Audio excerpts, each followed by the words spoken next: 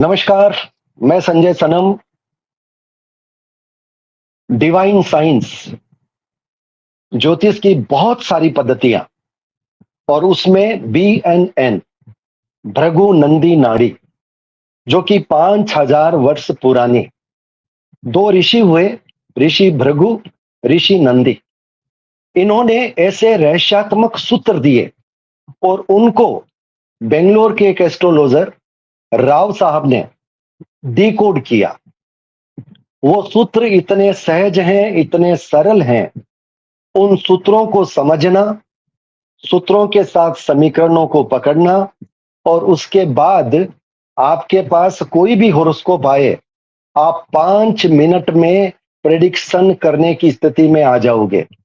उससे पहले कि मैं BNN की बात करूं, आप लोग जो मेरे साथ जुड़े हैं, निशा जी, हर्ष जी, गायत्री जी, अर्चना जी, सुमन जी और भी बहुत सारे लोग निश्चित रूप से जुड़ना चाह रहे होंगे, लेकिन आज हमारी मजबूरी थी कि हम 5 आदमी को ही जोड़ पाए हैं। स्ट्रीम यार्ड के इस प्लेटफॉर्म में अभी सिर्फ 5-6 की अनुमति है, तो ये रिकॉर्ड में वीडियो है, बाकी के लोग भी देखेंगे, समझेंगे।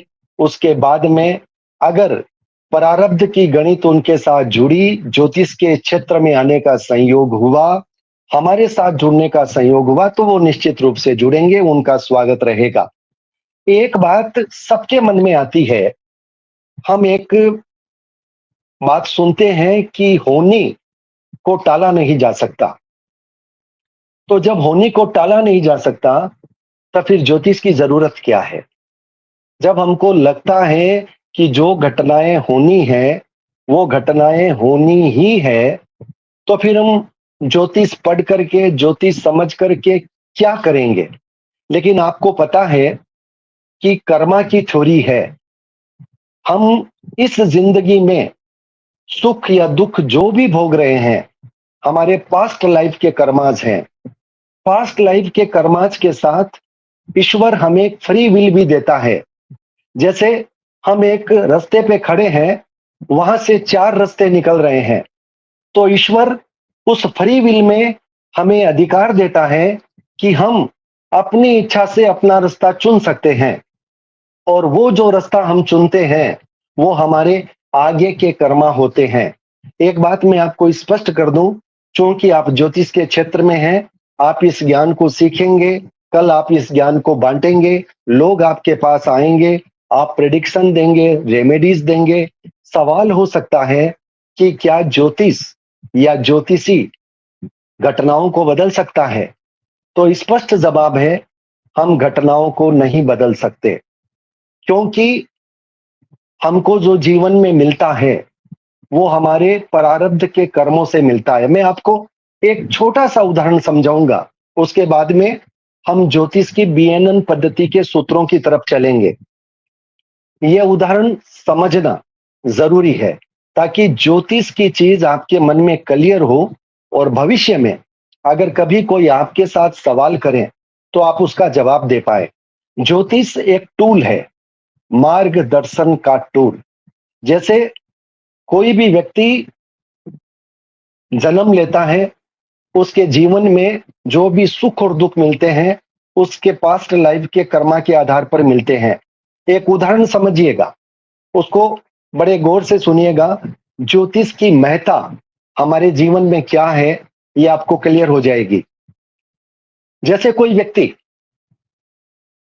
परमात्मा ने उसको अच्छी बाइक दी है, उसको अच्छी क्वालिटी दी है राइडिंग की, और एक व्यक्ति वो है जिसके पास परमात्मा ने अच्छी बाइक नहीं दी, खटारा बाइक है, उसकी राइडिंग क्वालिटी भी अच्छी नहीं है, दोनों को एक ही सड़क पर चलना है।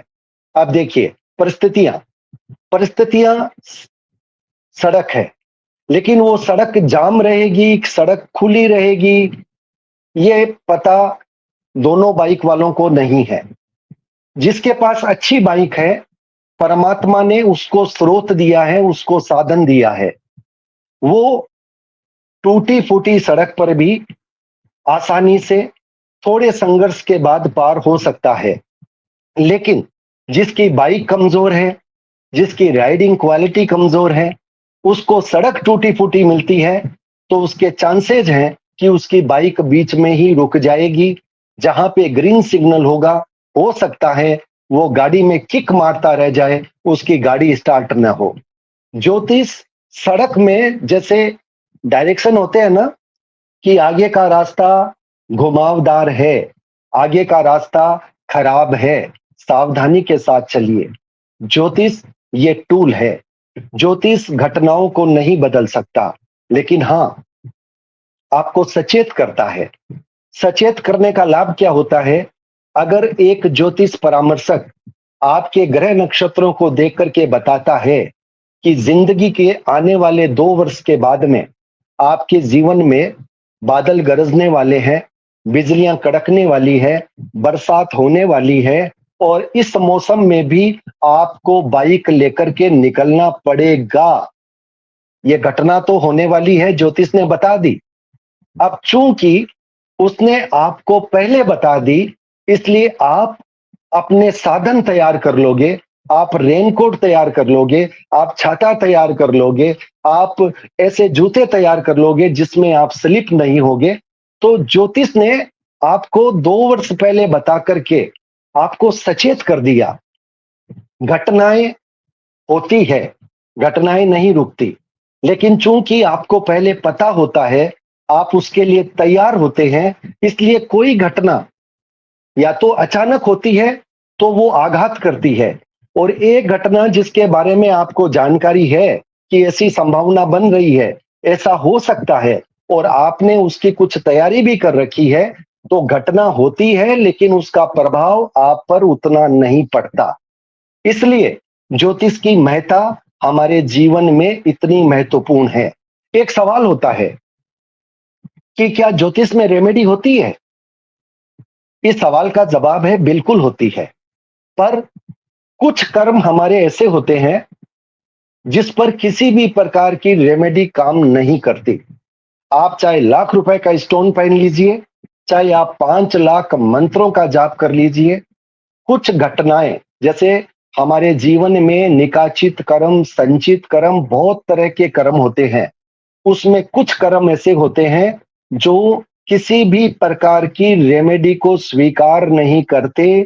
जो घटना जैसे होनी होती है वो वैसे ही होती है, लेकिन बहुत सारी घटनाएं ऐसी होती है जिसमें हमारी रेमेडी चमत्कारिक रूप से काम करती है। जैसे मैं आपको थोड़े से उदाहरण दे रहा हूं। अगर आपके होरोस्कोप में कुछ ऐसी ग्रह स्थितियां एक्टिवेट होने के चांसेस हैं, कोई ज्योतिषी आपकी कुंडली को देख करके बताता है कि चोट लगने की संभावना है और खून बहने की संभावना है। ज्योतिष में एक नियम है, आप ग्रह नक्षत्रों को समझ लीजिए, और ग्रह नक्षत्र जिस रूप में काम करना चाहते हैं उस काम को आप पहले से करने लग जाइए। आप उस ग्रह नक्षत्र की एनर्जी को एडॉप्ट कर लीजिए, वो ग्रह नक्षत्र आपको तकलीफ नहीं देगा। कोई ग्रह नक्षत्र अगर चाहता है कि आपको चोट लगे, आपके माथे से खून बहे, वो खून बहाना चाहता है, आपको क्या करना है? आपको उससे पहले ब्लड डोनेशन दे देना है। ये है ज्योतिष की रेमेडी। आप अगर 2 बार 3 बार इस बीच में ब्लड डोनेशन दे देते हैं, तो इसका मतलब जो ग्रह आपका खून बहाना चाहता था, आपने उसका कहा मान लिया, उसका आदेश मान लिया। अब आपको चोट तो लगेगी पर आपका खून नहीं बहेगा। यह रेमेडी है। अगर कोई ग्रह यह कहता है कि हॉस्पिटल में एडमिट होना है, अब आप अपना माइक अनम्यूट करके बताइए इसकी रेमेडी क्या हो सकती? सोमन जी, मैंने एक उदाहरण आपको दिया। जी। कोई ग्रह अगर आपका खून मांग रहा है, आपने खून का डोनेशन दे दिया, आपने उस ग्रह की बात मान ली, ये आपकी रेमेडी हो गई। जी। अब कोई ग्रह अगर आपको कह रहा है कि आपको हॉस्पिटल में जाना है, इसकी रेमेडी क्या होगी? हम बोल रहे हैं। हाँ सुमन जी, पहले आप बोलिए, आप बोलिए। जब हम ब्लड डोनेट कर चुके हैं तो हमारे ख्याल से हमें जाने की जरूरत ही नहीं पड़ेगी। नहीं, वो चैप्टर अलग हुआ, वो तो ब्लड की बात अलग ही, चोट की बात थी। अब मैं कह रहा हूं कि किसी की कुंडली में अगर आपको लगता है कि 6 महीने में 12 महीने में उसको हॉस्पिटलाइजेशन होने के योग बन रहे हैं, आप उसको क्या रेमेडी दीजिएगा? जी मैंने एक एग्जांपल फिर अभी पल्ले भी नहीं, पड़ा है। हम हॉस्पिटल में जाके थोड़ा टाइम स्पेंड कर सकते हैं, वहां जाके बैठ के थोड़ी देर मतलब रह सकते हैं। क्या बात है, नहीं बहुत शानदार, बहुत शानदार। ये हुई बात, ये है रेमेडी। कैसे आप कैसे हॉस्पिटल में पहले, आप स्वस्थ हैं उसके बाद भी हॉस्पिटल में जाइए, हॉस्पिटल में रुकिए, हॉस्पिटल का पानी पीजिए, और वहां पर कुछ दवाइयों का डोनेशन भी दे दीजिए। हॉस्पिटल में जाने का मतलब क्या है? आपकी दवाइयां क्या भी तो लगेगी।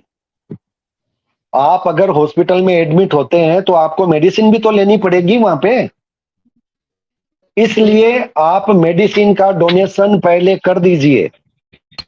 आप हॉस्पिटल में रह करके हॉस्पिटल का पानी पीजिए। और कई बार क्या होता है, हॉस्पिटल में जो मरीज भर्ती होते हैं उनको हम कभी कुछ फ्रूट बांटने के लिए ले जाते हैं, कभी कोई चीज डोनेशन के लिए ले जाते हैं, वो काम कर दीजिए। बात समझ में आई निशा जी? अ, जी हाँ। बात समझ में आई? रेमेडी तार्किक है या नहीं है समझ ये? हाँ, सुमन रेमेडी जी, सही है ये। जैसे आपने ब्लड डोनेशन। बिल्कुल। ये रेमेडीज इस तरह के काम, इस तरह से काम करती है।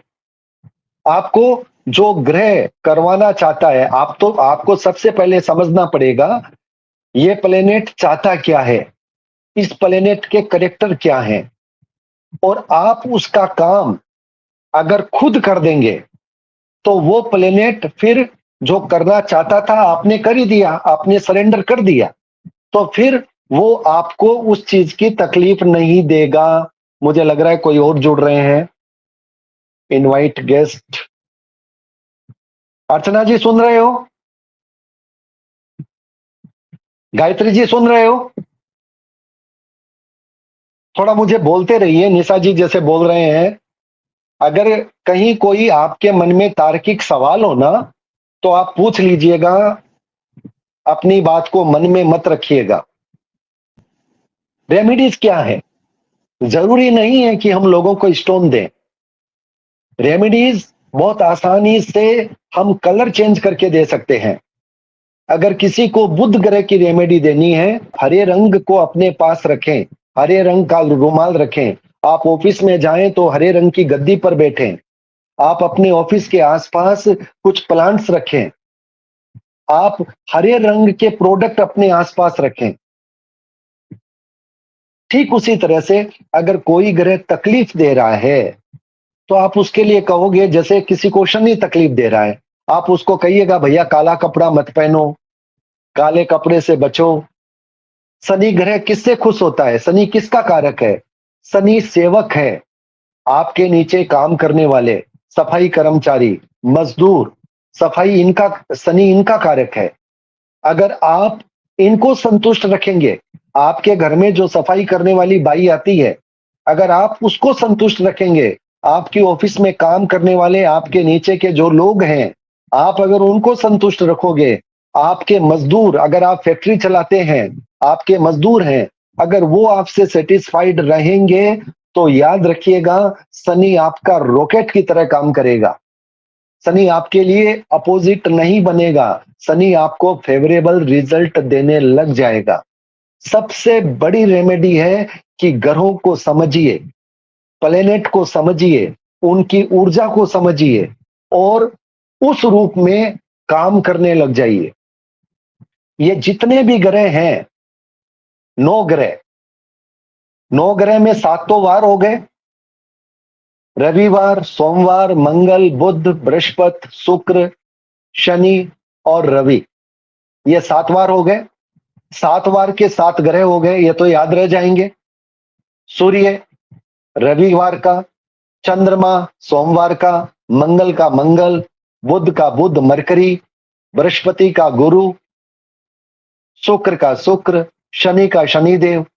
इसके अलावा 2 ग्रह, छाया ग्रह और होते हैं, राहु और केतु। 7 ग्रह और 2 ग्रह, 9 ग्रह, इनका अध्ययन हम करेंगे। 3 ग्रह और होते हैं, नेपच्यून, यूरेनस और प्लूटो, लेकिन उनका अध्ययन हम अभी नहीं करेंगे। प्रभाव उनका भी पड़ता है, लेकिन 9 ग्रह का प्रभाव विशेष पड़ता है, हम इनका अध्ययन करेंगे।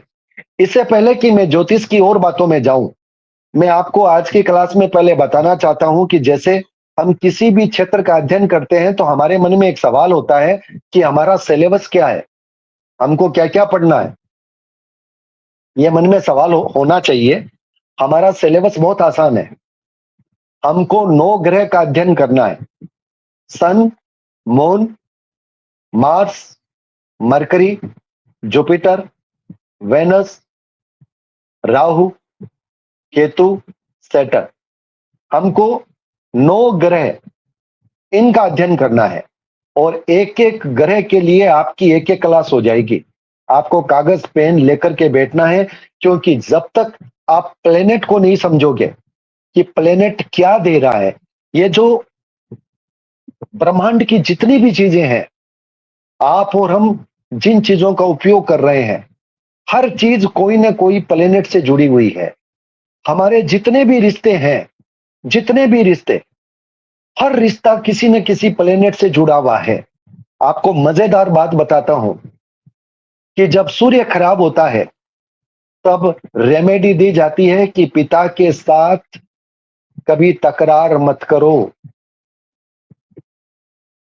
पिता को प्रणाम करो, पिता का आशीर्वाद लो। जब मून खराब होता है तो कहा जाता है कि माता को कभी नाराज मत करो, माता का आशीर्वाद लो। लेकिन कई बार ऐसा होता है कि आपके जिनके साथ रिश्ते होते हैं, आप खराब नहीं होते, सामने वाला खराब होता है। आप चाह करके भी उस रिश्ते को नहीं जोड़ सकते। तब क्या रेमेडी होती है? कई बार लोग कह देते हैं कि भाई साहब पिताजी से तो नहीं बनती, उपाय नहीं है, हम तो बहुत अच्छे से बात करते हैं, लेकिन वो हमारे साथ अपोजिट नेचर में बात करते हैं। अब उनकी रेमेडी तो हम नहीं कर सकते। तब क्या कहा जाए? ज्योतिष में उसका भी काट है कि आपके परिवार में, आपके आसपास कोई व्यक्ति ऐसा होगा जो आपको पितृतुल्य लगेगा, जिसको देखकर आपके मन में पिता वाला सम्मान होगा। उस व्यक्ति को आप अपने मन में पिता के रूप में स्वीकार कर लीजिए, उसका सम्मान उस रूप में कीजिए, पिता तुल्य रूप में कीजिए। उस व्यक्ति से जितनी भी ब्लेसिंग निकलेगी, जितनी भी दुआएं निकलेगी, वो आपके सूर्य को ठीक कर देगी। ज्योतिष की बहुत सारी पद्धतियां हैं, लेकिन जो बाकी की पद्धतियां हैं उनमें प्रेडिक्शन देना आसान नहीं है। उसमें आपको बहुत सारे चार्ट देखने पड़ते हैं, बहुत सारी चीजें देखनी पड़ती है। उसके बाद में आप बताने की स्थिति में आते हैं कि आपका सवाल यह है, आपका जवाब यह है। ये जो भृगु नंदी नाड़ी है, इस नाड़ी की विशेषता यह है कि ये सूत्रों के आधार पर चलती है। आपने अपना D1 चार्ट, निशा जी आपने चार्ट रखा है ना? हाँ रखा है। आपके चार्ट में शुरुआत कहां से होती है? शुरुआत मतलब जो लगन कहां है? फर्स्ट लगन, ये 12 लगन के नीचे 12 लिखा हुआ है। 12 लिखा हुआ है। अब देखिए, हाँ। मैं जब सिलेबस की बात में आ रहा था, जैसे आपके पास चार्ट है, आप देखिए इसमें 12 खाने हैं। 12 खाने हैं, खाने गिनिए कितने खाने हैं? 12 है। एक से लेकर के 12, 1 से लेकर के 12 नंबर है। हाँ है। आपकी शुरुआत 12 नंबर से हुई है, लेकिन उसके बाद में 1 है, उसके बाद में 2 है, ऐसे चलते हाँ चलते है। 12 है ना? हाँ है। तो देखिए आपका सिलेबस क्या है। आपको 9 प्लेनेट का अध्ययन करना है। हम्म। आपको 12 भाव, ये जो 12 खांचे हैं ना, 12 हाँ, भाव हैं, ये 12 हाउस हैं। अच्छा। ये जो 12 हाउस हैं, इसमें जो आपका 12 नंबर है जहां पे लगन लिखा हुआ है, हम्म, वो आपका फर्स्ट हाउस है। अच्छा। उसके बाद ठीक में है। जहां पर 1 लिखा हुआ है वो आपका सेकंड हाउस है। अच्छा। उसके बाद ठीक में है। क्रमशः चलते हुए जहां पर 11 लिखा हुआ है वो आपका लास्ट हाउस है, 12वां नंबर है। अच्छा, ठीक है। समझ में आई? हाँ, समझ में आया। तो ये जो 12 भाव है ना, हमको इनका अध्ययन करना है। हमारे जन्म अच्छा। से लेकर के मृत्यु तक हम्म, ये 12 हम्म, भाव हैं। हर अच्छा। एक भाव, हर एक भाव, हम्म, जैसे आपका फर्स्ट भाव जहां लगन लिखा है वो हाँ, आप हैं, वहां पर आप हैं। अच्छा। वो आपकी पर्सनैलिटी है, वो आपका ठीक नेचर है। है, वो आप, ये बाकी के जो 12 भाव है ना, 11 भाव, वो जो सफर आप करेंगे ना, उनका सुख दुख आपको सहन करना है। तो फर्स्ट भाव मतलब आप हो। अच्छा, ठीक है। सेकंड भाव, सेकंड भाव का मतलब जहां पर 1 लिखा हुआ है, गायत्री जी आप सुन रहे हैं? हम्म, मुझे और कोई दिख ही नहीं रहा, आप दिख रहे हैं, गायत्री जी भी नहीं दिख रहे, अर्चना जी भी नहीं दिख रहे। चलो कोई बात नहीं, मैं समझ रहा हूं कहीं ना कहीं सुन रहे होंगे, हो सकता है पिक्चर नहीं दिख रही होगी। तो चलिए, मैं आपको, आपसे मैं बात कर रहा हूं, वो लोग भी समझेंगे, अगर उनके हाथ में भी अगर वो कुंडली का खाना है तो वो भी समझेंगे। तो निशा जी सुनिए, जहां पे लगन लिखा है, 12 नंबर लिखा है, वहां पर आप हो। ठीक है। मतलब ये जो जीवन में जो बर्थ हुआ है आपका हुआ है।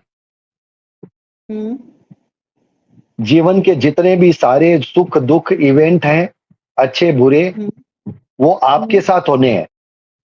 अच्छा, ठीक है। तो पहला नंबर आप, यहाँ पर राशि कोई भी हो सकती है। आपकी 12 नंबर है, किसी के यहाँ 1 होगी, किसी के 2 होगी, किसी के 4 होगी, लेकिन ये भाव नंबर 1 ही रहेगा जहां पे लगन लिखा होगा। ठीक है। दूसरा भाव ठीक है। जहां पर आपका 1 लिखा है, देखो मैं एकदम संक्षेप में आज ब्रीफ करता हूं, बाद में तो हम इसकी एक स्पेशल क्लास लेंगे। ठीक है। दूसरा भाव जहां पर 1 लिखा है, वो हाँ, भाव है आपकी फैमिली का, ये फैमिली का। अच्छा। आपके कुटुंब का। हम्म, वो ठीक है। भाव है आपके बैंक बैलेंस का। अच्छा। आपका अगर धन देखना होगा तो वहां से देखा जाएगा। अच्छा, आपका ठीक है। बैंक बैलेंस वो भाव बताएगा। उस भाव में जो राशि ठीक है। है, वो राशि, वो राशि बताएगी। हम्म, उस राशि के जो ग्रह हैं वो बताएंगे। अच्छा। दूसरे भाव में आपका फैमिली है, आपका कुटुंब है, आपकी वाणी है, हम्म, आपकी वॉइस। वाणी है। जी, आप ठीक मीठा है। बोलोगे, आप तंज कसोगे, आपकी वाणी को लोग पसंद करेंगे नहीं करेंगे, वो सब कुछ दूसरा भाव है। ठीक है। तीसरा भाव आपके छोटे भाई बहन का है, अच्छा। जहां पे 2 नंबर लिखा है ना, हाँ, जहाँ 2 नंबर लिखा है। वो आपका थर्ड हाउस हो गया। ठीक है, ये थर्ड हाउस है। ये यहां पर आपके छोटे भाई बहन हैं। अच्छा, ठीक है। 1 मिनट, गेस्ट क्या बोल रहे ठीक हैं कोई है? है।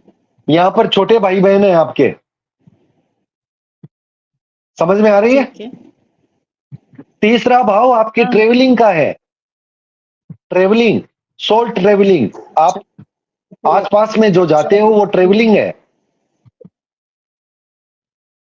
ठीक तीसरा है। भाव आपके पड़ोसियों का है। आपके घर के आसपास जो पड़ोसी रहते हैं ना, आपके पड़ोसी कैसे होंगे, ये तीसरा भाव बताएगा। ठीक है।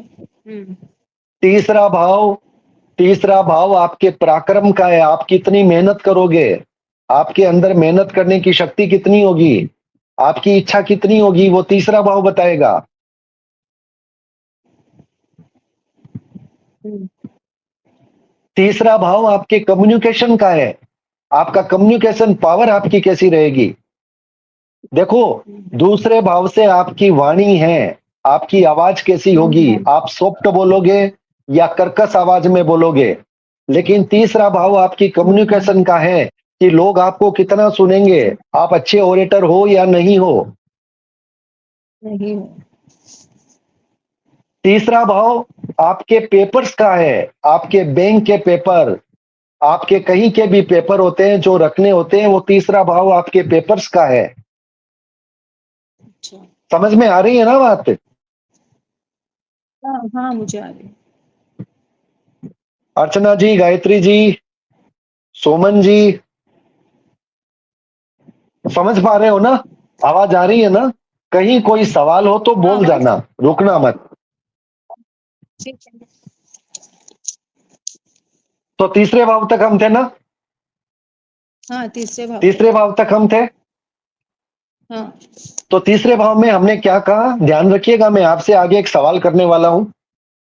तीसरे जी भाव में जी। हमने क्या कहा, तीसरा भाव आपके छोटे भाई बहन का है, बताया मैंने। हाँ, पहला बताया। भाव को किसका है, पहला भाव किसका है, फैमिली का है, बैंक बैलेंस का पहला है। भाव, पहला भाव, पहला भाव पहला फर्स्ट, भाव खुद का है, लगन। खुद का है, अपनी जी पर्सनैलिटी, अपना है, खुद का स्वयं बिल्कुल, का।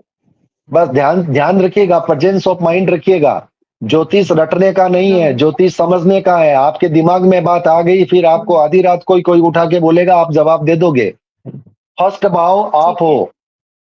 थर्ड भाव स्वयं, आपके ठीक है। छोटे भाई बहन है, थर्ड भाव हाँ। आपके छोटे भाई बहन है, हम्म, समझ गए। हाँ। फोर्थ भाव आपकी मदर है, फोर्थ चौथा भाव, भाव, ओके। जो थर्ड नंबर। चौथा नंबर मतलब जहां पे 12 1 2 3 लिखा है आपकी कुंडली में, जहाँ पे तीन, जहाँ पे तीन लिखा हुआ है वो हो गया मदर का। है ना। आप आपका हाँ आपके लिए 3 नंबर है, दूसरे के लिए नहीं है, दूसरे के लिए कुछ और हो हाँ सकता है। हाँ, कुछ कहीं और हो सकता है तीन नंबर, हाँ। चौथा भाव क्या है, वहां पर आपकी मदर है, हम्म। वहां पर आपका घर है, आपका रेसिडेंस। आपका घर अच्छा। बड़ा होगा, छोटा होगा, आपका घर कॉर्नर में होगा, आपका घर जंगल में होगा, आपका घर वीराने में होगा, आपका घर मंदिर के पास होगा। इसकी अलग अलग स्थितियां हैं, इसकी राशियां बताएगी, इसके ग्रह बताएंगे कि आपका आपका घर कहाँ होगा, आपका घर कितना बड़ा होगा। तो चौथा भाव आपकी माँ का, चौथा भाव आपके घर का, घर का। चौथा भाव आपके वाहन का। अच्छा। वाहन, आपके पास कितनी गाड़ियां होगी। गाड़ियाँ। चौथा भाव आपके सुख का, आपको घर का सुख कितना मिलेगा। ठीक है।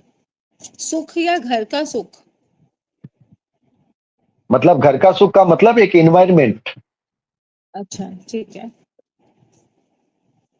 चौथा भाव आपकी स्कूली शिक्षा का, आपकी ओके। स्कूली शिक्षा कैसे रहेगी 10 11 12 तक, वो चौथा भाव बताएगा। हम्म। समझ में आ गया। हाँ। पंचम भाव में चलते हैं, जहां पर आपका 4 लिखा है। हम्म, चार लिखा है। पांचवा भाव आपकी संतान का है। अच्छा। आपके बच्चे कितने होंगे, बच्चे कैसे हम्म। होंगे, बच्चों का सुख कैसे मिलेगा, ये आपका पांचवा भाव बताएगा। ठीक है। पंचम भाव आपकी इंटेलेक्चुअलिटी का है। एक तो होता है स्कूली ज्ञान, एक होता है अंदर का ज्ञान, व्यवहारिक ज्ञान, हम्म। जो आपके अंदर से होता है, व्यवहारिक इनबिल्ड होता ज्ञान। है। आपका हम्म। तार्किक ज्ञान, जिसमें लोगों को अच्छा। लगता है कि ये व्यक्ति कितना कितना इंटेलेक्चुअल है, ये व्यक्ति कितना ज्ञानी है, हम्म, ये पंचम भाव बताएगा। ठीक पंचम है। भाव आपके पास्ट लाइफ के पुण्य कर्मों का भाव भी है। ये पास्ट लाइफ के पुण्य कर्म पंचम भाव से देखे जाएंगे।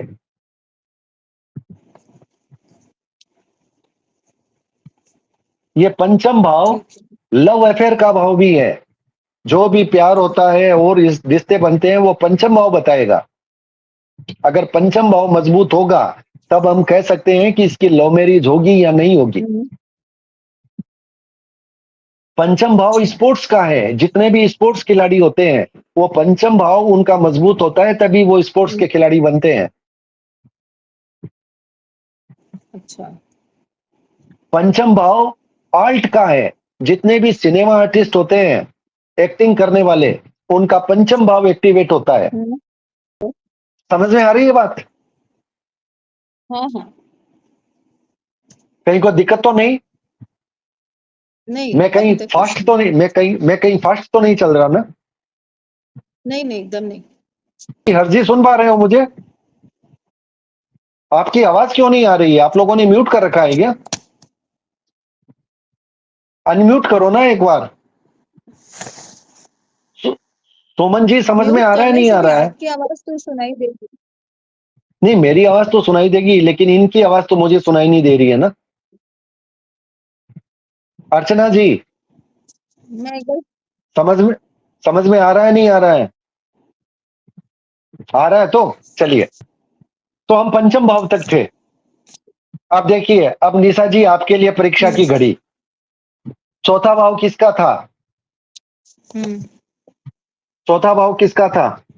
चौथा भाव माँ मम्मी का, वेरी गुड। मदर का। बस बस बस। हाँ बस बस, मैंने आपने बता दिया। पहला भाव किसका था? फर्स्ट भाव किसका पहला था? भाव खुद का, स्वयं का, तीसरा भाव किसका था? अपने आप का, अपनी पर्सनालिटी। तीसरा तीसरा तीसरा भाव तीसरा भाई तीसरा बहन का। छोटे भाई बहन का। हाँ तीसरा भाव भाई। हाँ छोटे भाई छोटे बहन भाई का, बहन का छोटे भाई बहन। ट्रैवलिंग, पड़ोस आज। अब मैं आपसे कह रहा हूं, अच्छा, अब मैं छोटे आपसे भाई कह बहन रहा का हूं। ट्रैवलिंग। हाँ वो ठीक है।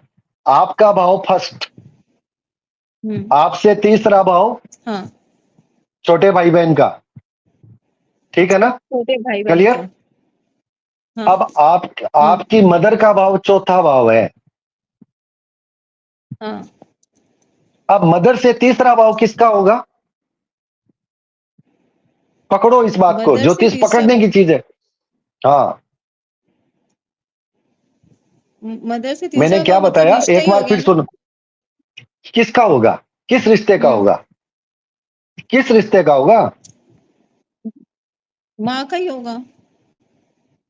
माँ का तो चौथा छोटे भाव हो भाई गया। बहनों की माँ मतलब। देखो, आपका फर्स्ट भाव, हम्म। हाँ आपसे तीसरा किसका था? आपके छोटे भाई बहन का था। हाँ मेरे छोटे भाई बहन का। अब अब मदर का भाव चौथा। तो हाँ मदर के चौथे भाव से तीसरा भाव कौन सा हुआ? छठा भाव। अभी तक हमने 5 भाव पढ़े तो हाँ। अब छठे भाव में जब हम पांच। जा रहे हैं, छठे भाव में हम जब जा रहे हैं तो चौथे भाव से तीसरा भाव हुआ तो ये भाव, ये बताओ। चौथे भाव से तीसरा भाव हुआ ना, छठा भाव। हाँ तो मदर के छोटे भाई बहन इसमें आएंगे नहीं आएंगे?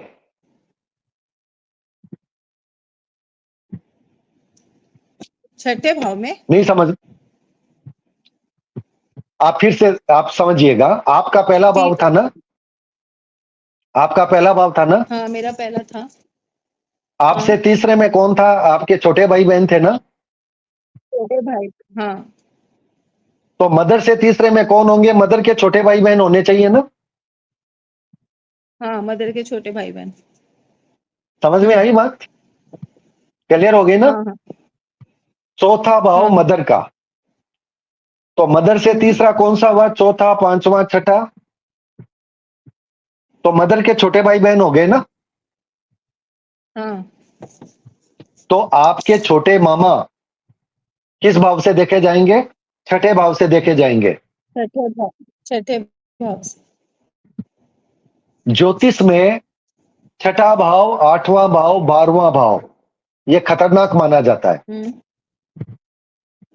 अच्छा। जब भी 6, 8, 12 में ज्यादा ग्रह पड़ते हैं तो मन में एक डर होता है कि भाई पता नहीं क्या होगा जीवन में, क्योंकि छठे भाव में क्या है? अच्छा।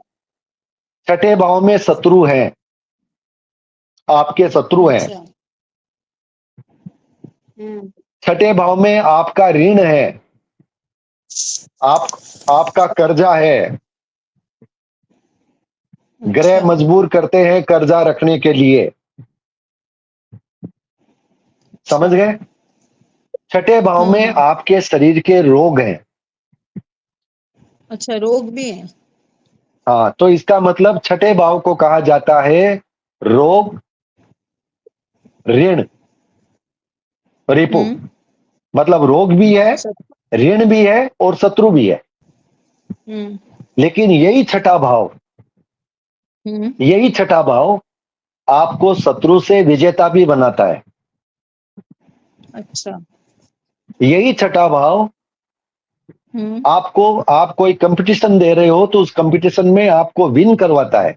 जैसे बच्चे यूपीएससी देते हैं, सीए देते हैं, अलग अलग कोर्स करते हैं, कॉम्पिटिटिव हम्म। एग्जाम देते हैं, तो जब तक उनका छठा भाव एक्टिव नहीं होगा हम्म। वो कॉम्पिटिटिव एग्जाम में विन नहीं कर पाएंगे। अच्छा। तो इसका मतलब क्या है कि ज्योतिष में कोई भी भाव पूर्ण हम्म। रूप से शुभ नहीं है, पूर्ण रूप से अशुभ नहीं है। अच्छा। पॉजिटिव नेगेटिव आपको हर भाव में मिलेगा। अच्छा। ठीक है। चौथा भाव आपकी मां का भाव है। हम्म। लेकिन जब हम आगे पढ़ेंगे आपको बताएंगे तो यही चौथा भाव आपके हम्म। पिता का अष्टम भाव है, आपके पिता का मृत्यु का भाव है। अच्छा। तो अच्छा बुरा दोनों हो गया ना। हाँ। चौथे भाव में आपकी मां का सुख है, लेकिन इसी चौथे भाव में अच्छा। आपके पिता के लिए कष्ट है। अच्छा। तो छठे भाव में हमने क्या देखा? छठे भाव में हमने देखा रिश्ते में तो मामा हो गए, छोटे मामा, हम्म। लेकिन रोग ऋण रिपु हो गए। हम्म। लेकिन यही छठा भाव हमको इलेक्शन में विजयी करवाता है, यही छठा भाव हमको कंपटीशन में विजयी करवाता है। यही छठा भाव अगर हम दुकान करते हैं तो ग्राहक हम्म। हमें पैसा तभी देगा जब हमारा छठा भाव एक्टिव होगा। जो डेली की दुकानदारी का जो पैसा आता है वो इसी छठे भाव से आता है। अच्छा। ये छठा भाव धन का भाव भी है। जब हम धन की बात करेंगे तो 2 नंबर, 6 नंबर, 10 नंबर को देखेंगे। 2 नंबर हमारा बैंक बैलेंस है, 6 नंबर हम्म। हमारे अपोजिशन का पैसा है और 10 नंबर हमारा प्रोफेशन है। अच्छा। ओके। समझ में आ रही है ना बात? हाँ आ हाँ। रही है। अब चलते हैं सप्तम हाँ भाव हाँ। में। सप्तम भाव कौन हम्म। हुआ? देखो, आप अपने एक बार चार्ट में नजर, एक बार फिर आप आंख लगाओ। आप जहां बैठे हो हाँ। आपके अपोजिशन में सातवां भाव है, एकदम 180 डिग्री में। अच्छा। हम्म। आपकी राशि क्या है? 12 नंबर है ना। लगन लगन की राशि 12 नंबर है ना। हाँ, 12 नंबर है। तो सातवें भाव में कौन सी राशि है? 6 नंबर। 6 नंबर। हम्म। हाँ, 6 नंबर हो बारह गया नंबर के सातवें भाव में।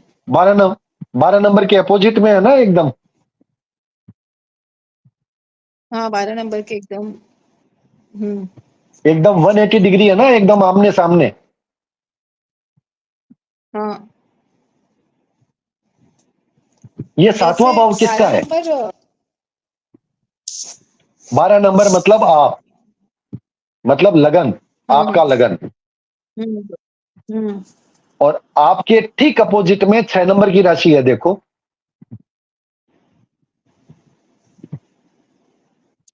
हाँ। एकदम सामने। हम्म। हाँ। कंफ्यूजन है क्या कोई? नहीं, जैसे मेरा 12 नंबर यहाँ है, ये रहा। ए- हाँ, तो अब देखो इसके नीचे, एकदम नीचे में 6 नंबर है।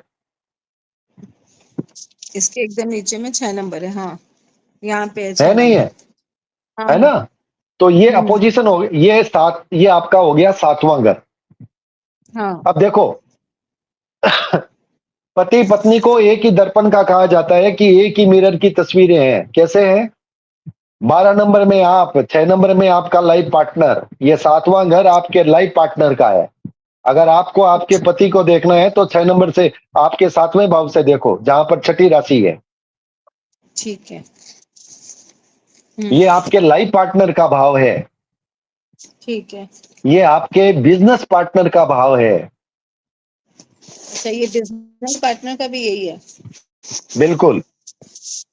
ये आपकी पब्लिक लाइफ का भाव है। पब्लिक में आपकी लाइफ कैसी रहेगी, पब्लिक आपको कितना रिकॉग्नाइज करेगी। अच्छा। और जब आप चुनाव लड़ते हैं तो ये आपके अपोजिशन का भाव है, उस वक्त वो अपोजिशन हो जाता है। अच्छा। मैं आपको एक बात बताया था ना, छठा भाव आपको विन करवाता है। हाँ, सक्सेस दिलाता है कोई भी फील्ड में। छठा भाव सक्सेस क्यों दिलाता है? क्योंकि ये अपोजिशन से 12वां भाव हो जाता है। अपोजिशन से आप काउंट करो, 6 number, 7 number, 8 number, 9 number, 10 number, 11 number से घुरते घुरते आप छठे भाव तक आओ, ये उसका 12वां भाव हो गया। अच्छा। 12वां भाव का मतलब खर्चा, हानि, नुकसान। अच्छा। समझ में आ रहा है? गायत्री जी, अर्चना जी, नहीं आ रहा? नहीं आ रहा? बताओ तो, सवाल करो ना, कहां नहीं आ रहा? बोलो तो आप, माइक को म्यूट मत करो ना। सोमन जी, समझ में आई नहीं आई बात? आपने अपना चार्ट खोल के रखा है क्या? अपना चार्ट खोल के रखा है? चलो सोमन जी, आप एक बार माइक करो, आपका ऑन करो। अर्चना, आपका भी माइक नहीं हो रहा है ऑन। आप अपना कोई भी अपना माइक ऑन करो, आप मुझे बताओ, मैं आपके चार्ट से आपको फटाफट समझाऊंगा। अभी समझ में तो आनी चाहिए ना बात। देखिए, आप अपना चार्ट खोल लीजिए, जहां पे आपका लगन लिखा है। देखो मैं आपको बता रहा हूं, आप अपना चार्ट खोलिए, जहां पे आपका लगन लिखा है वो आपका फर्स्ट भाव है। फर्स्ट भाव का मतलब वहां पर आप हो खुद। खुद फर्स्ट भाव आपको बताता है आपकी पर्सनैलिटी, आपका नेचर, जीवन में जो भी आपको मिलेगा वो सब कुछ आपको ही मिलना है, वो फर्स्ट भाव बताता है। अपने हॉरोस्कोप को सामने रख लो, उसमें राशि 1 से लेकर 12 तक कुछ भी हो सकती है, उसकी चिंता मत करो। लगन जहां पे लिखा हुआ होगा वो आपका फर्स्ट भाव होगा। उसके बाद में दूसरा भाव, नेक्स्ट भाव दूसरा, जो दूसरा भाव है वो आपका बैंक बैलेंस बताता है, वो आपकी फैमिली बताता है कि आपका कुटुंब कैसा होगा, कुटुंब के साथ आपके रिश्ते कैसे होंगे, आपका बैंक बैलेंस कैसा होगा, मतलब बैंक में आपका कितना पैसा रहेगा, वो दूसरा भाव बताता है। नियमित रूप से जो पैसा आता जाता है वो भाव ये नहीं बताता। आपका बैंक बैलेंस ये दूसरा भाव बताता है। मतलब दूसरे शब्दों में तिजोरी की चाबी, ये आपका दूसरा भाव। दूसरा भाव आपकी वॉइस बताता है, आपकी वाणी, आपकी वाणी कैसी रहेगी, आप कितना मीठा बोलोगे, कितना तंज कसोगे, ये दूसरा भाव बताता है।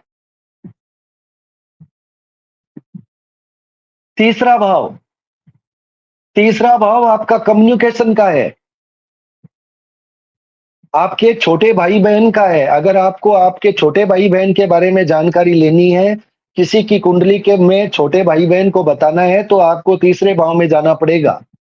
तीसरे भाव में कौन सी राशि है, उस राशि का मालिक कौन है, ये बाद की बात हो गई, लेकिन हम हाउस की बात कर रहे हैं। तो तीसरे भाव में आपको छोटे भाई बहन का पता चलेगा। तीसरे भाव में आपकी सोल ट्रेवलिंग, आसपास की जो ट्रेवलिंग आप करते हो, एक शहर से दूसरे शहर, एक प्रांत से दूसरे प्रांत, ये सोल ट्रेवलिंग, ये तीसरा भाव बताएगा। तीसरा भाव आपकी कम्युनिकेशन को बताएगा, आपकी लिखने की कला, आपके बोलने की कला, ये तीसरा भाव बताएगा। जितने भी पत्रकार होते हैं सोशल मीडिया तीसरा भाव बताएगा। सोशल मीडिया से आपको लाभ है या नहीं, ये तीसरा भाव से आप देखोगे। तीसरा भाव आपके डॉक्यूमेंट्स बताएगा, वो चाहे बैंक के डॉक्यूमेंट्स हो, प्रॉपर्टी के डॉक्यूमेंट्स हो, आप डॉक्यूमेंट्स को कैसा रखते हो, वो तीसरा भाव बताएगा।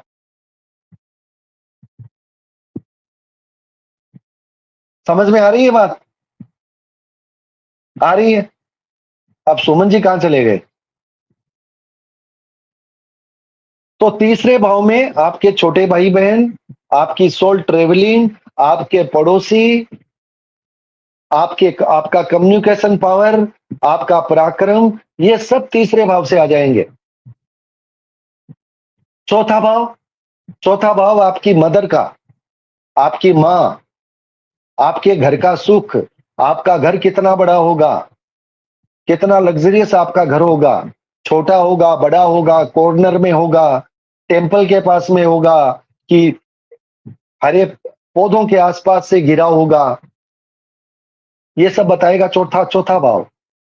आपके पास गाड़ियां, आपका ऐश्वर्य, आपके जीवन की लग्जरी, ये चौथे भाव से पता चलेगी।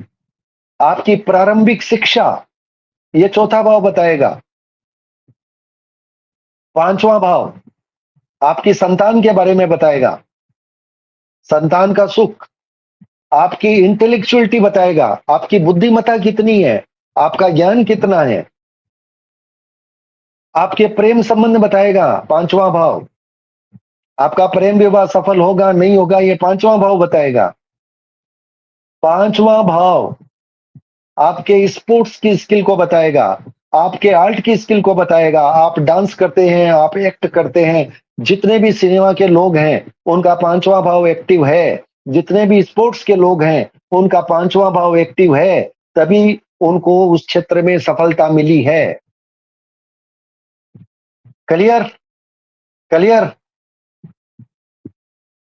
छठे भाव में आपके छोटे मामा मामी आएंगे। छठे भाव में आपके शत्रु आएंगे। कौन से शत्रु?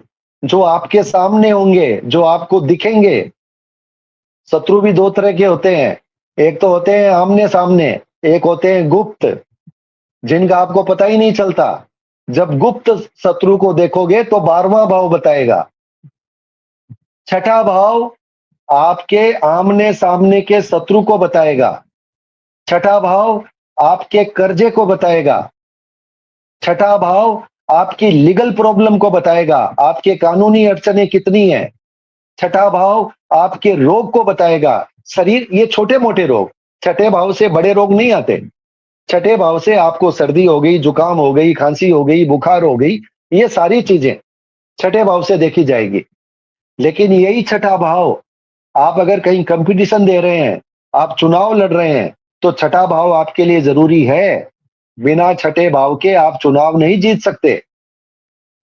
बिना छठे भाव के आप कंपटीशन नहीं जीत सकते। छठा भाव आपको शत्रु भी देता है, और छठे भाव में अगर क्रूर ग्रह बैठ जाएं तो आपके शत्रु आपका बाल भी बांका नहीं कर सकते। आप हर वक्त शत्रु से विनर रहते हो।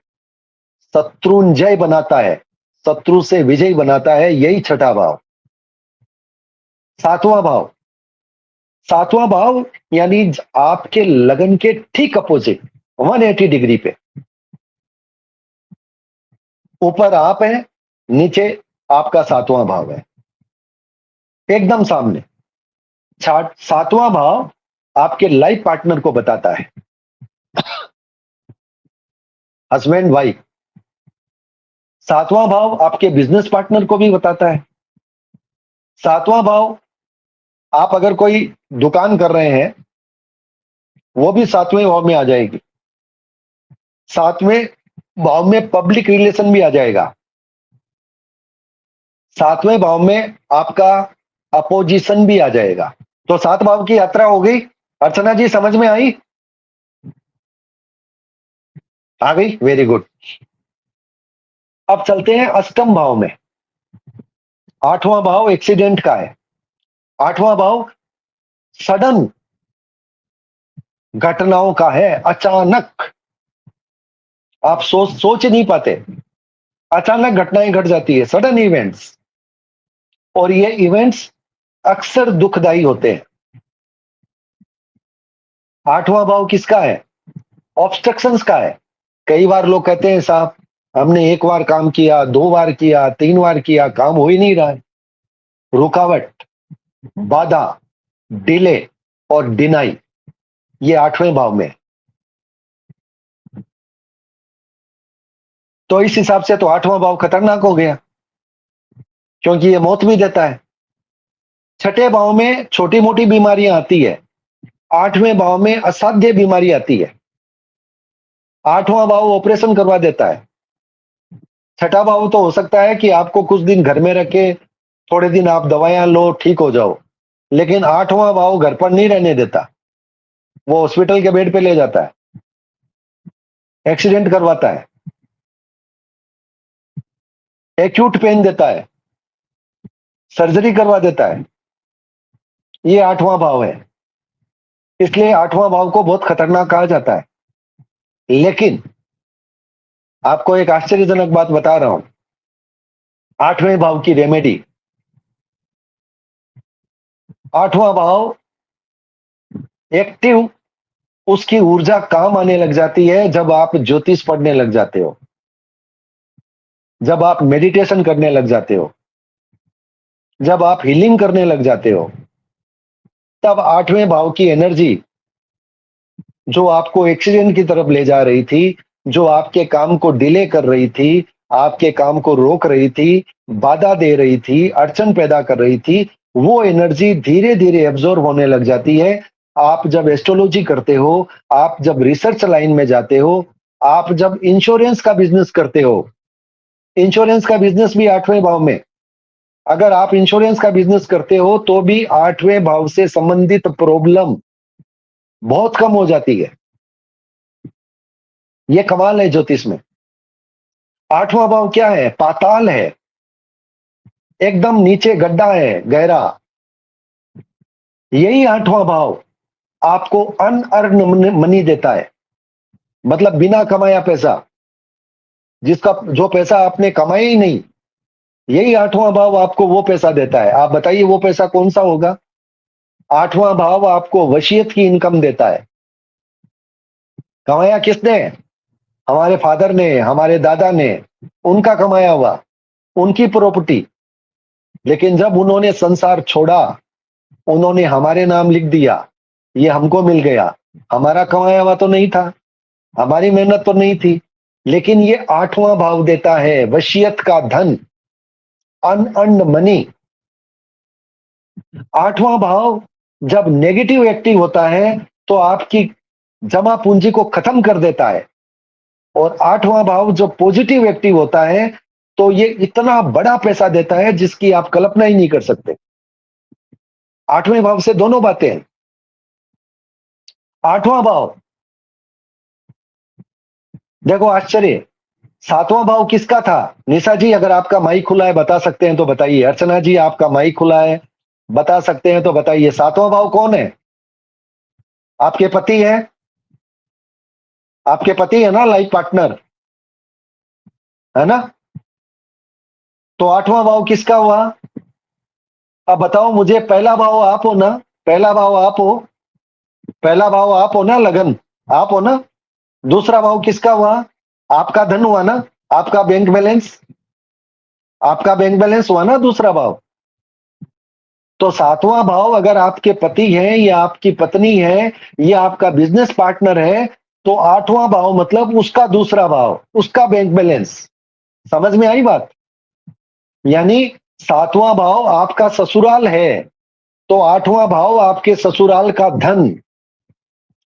कई बार पूछते हैं ना कि भाई ससुराल से धन मिलेगा या नहीं मिलेगा, तो उसके लिए आपको आठवें भाव में जाना पड़ेगा बताने के लिए। क्लियर? समझ में आ रही है बात?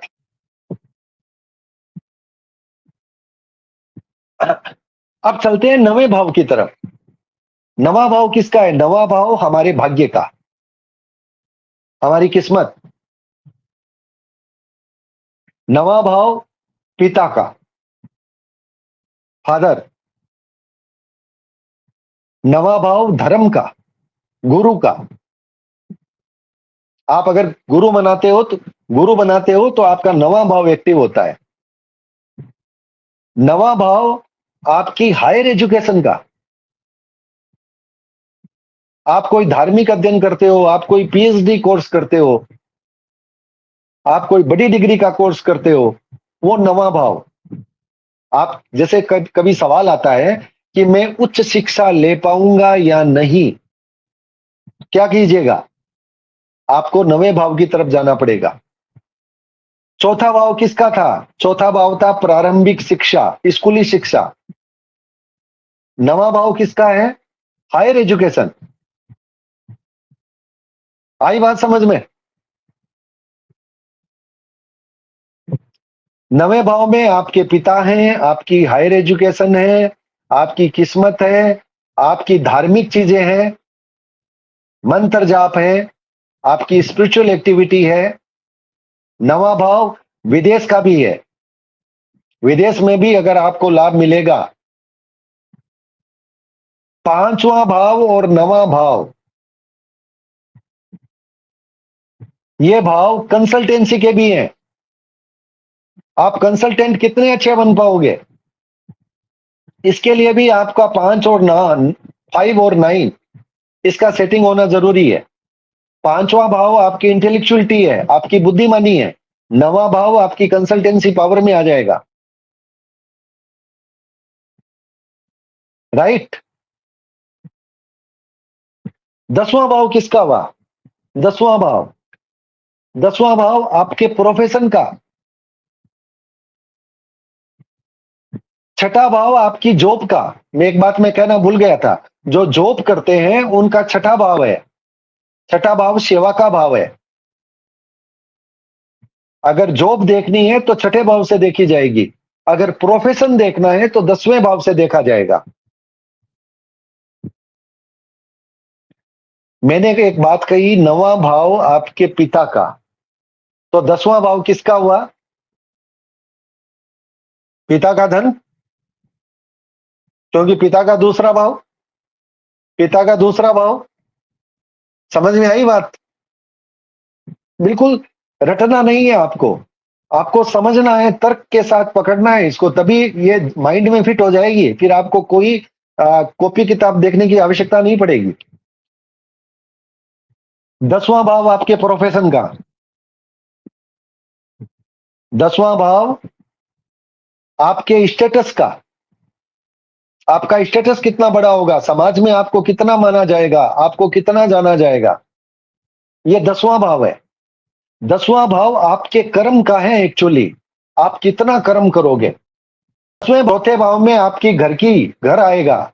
10वें भाव में आपकी ऑफिस आएगी, आपकी कॉमर्शियल बिल्डिंग्स आएगी।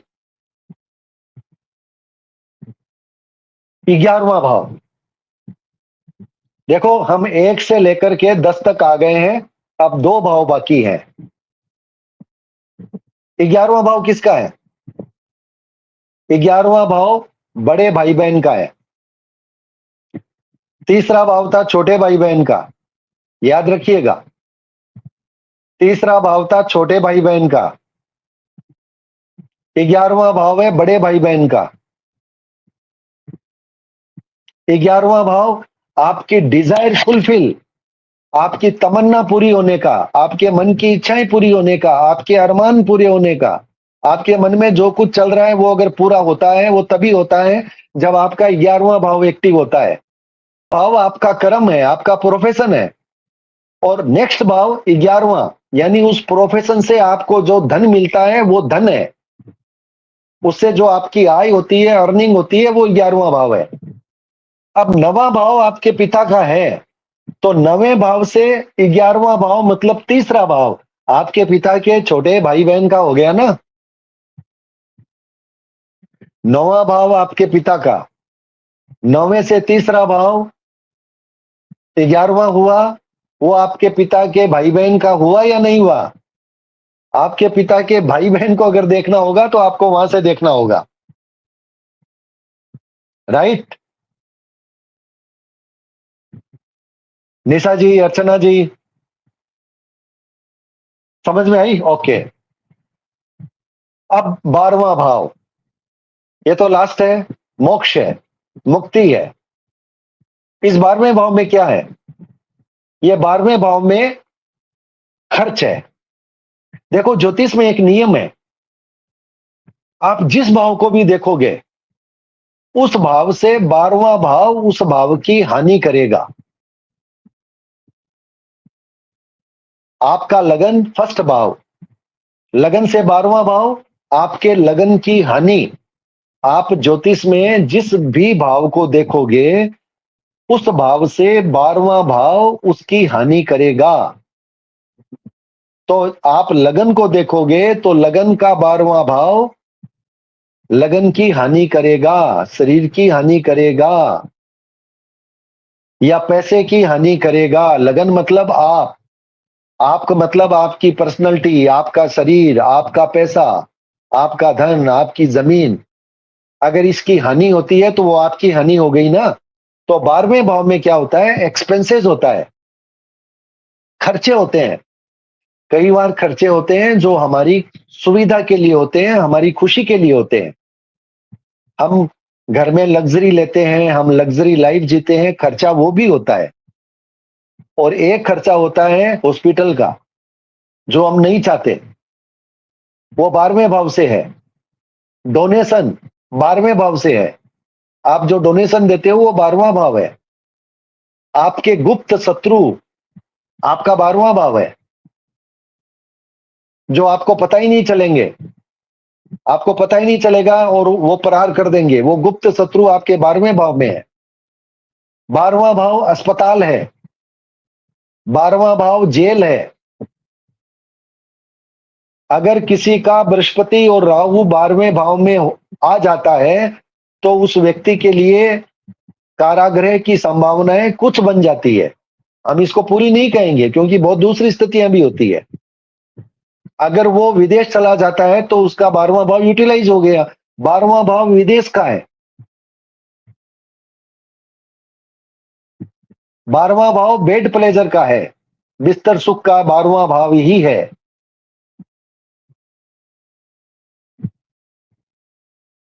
तो 12वें भाव में हमने क्या देखा? 12वें भाव में खर्चे हैं, 12वें भाव में हॉस्पिटलाइजेशन है, 12वें भाव में कारागृह है, 12वें भाव में डोनेशन है।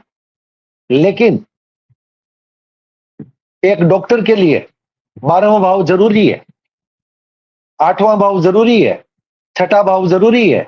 अब अगर कोई डॉक्टर है तो उसके लिए 6, 8, 12 खराब नहीं है, क्योंकि 6ठा भाव में रोग है, 8वें भाव में सर्जरी है, 12वें भाव में हॉस्पिटल है। बात समझ में आई?